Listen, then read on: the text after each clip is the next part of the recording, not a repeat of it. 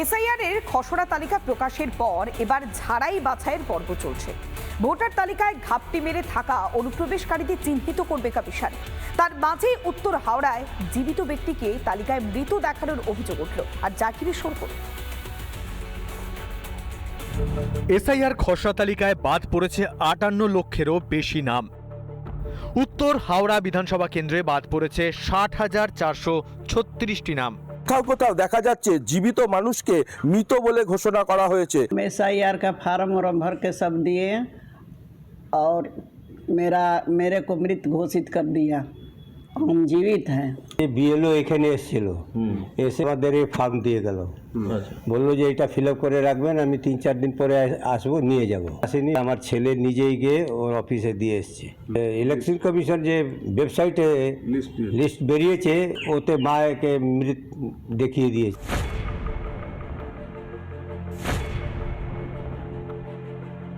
এই নিয়ে স্বপ্ন দেখছে যে বিজেপি জয়লাভ করবে, কিন্তু বিজেপি পশ্চিমবাংলা কোনোদিন জিততে পারবে না, ভবিষ্যতেও ওদের দিবা স্বপ্ন কম আছে যে কিছু জায়গায় কিছু লোক জীবিত ফর্ম এনামারেশন ফর্ম ফিল আপ করেছে, তাদেরকে মৃত দেখিয়ে দিয়েছে।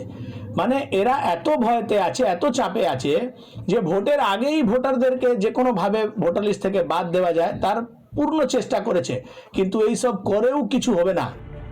214 নম্বর বুথের বিএলও সঞ্জয় সিং জানিয়েছেন কিভাবে এমন ঘটনা ঘটল তা বুঝতে পারছেন না। ভুল সংশোধনের আশ্বাস দিয়েছেন তিনি। আলিপুরদুয়ারের জয়গা ভুটান সীমান্ত লাগোয়া এলাকায় খোঁজ মেলেনি হাজার হাজার ভোটারের।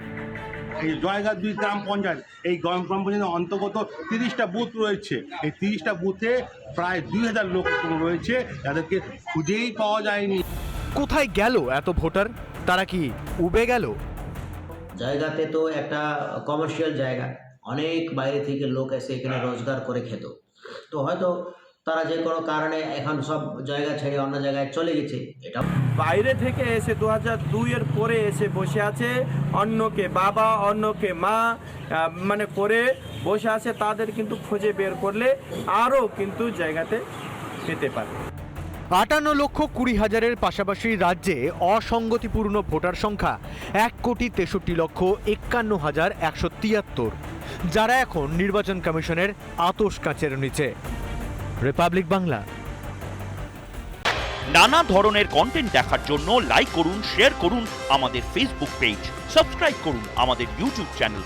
পাশাপাশি অন্যান্য ব্রেকিং নিউজের জন্য অবশ্যই চোখ রাখুন রিপাবলিক বাংলায়।